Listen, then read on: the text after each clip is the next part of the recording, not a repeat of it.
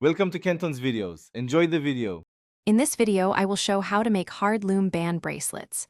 Gather a loom, a hook, C-clips, and at least 50 assorted bands before we start.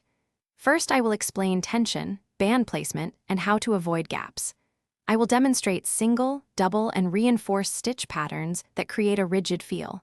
Follow along slowly and pause when needed, and you will have sturdy bracelets in one session. Warm up your hands and set up the loom with a dense base row to ensure rigidity. I will show 3 core techniques that create a hard texture: tight base, layered stitching, and firm locking. Keep tension consistent and avoid overstretching bands to preserve shape and strength. Practice the motions slowly until they feel natural, then increase speed while maintaining neat, even placement for a professional-looking finish. To reinforce your bracelet, I will guide you through adding a second stitched layer and selectively doubling bands where stress is highest.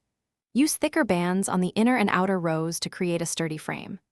I explain how to join layers seamlessly and how to finish edges so they stay rigid yet comfortable. These small reinforcement steps transform a flexible bracelet into a structured, hard style you can wear confidently. Thanks for watching. Consider subscribing if we helped you.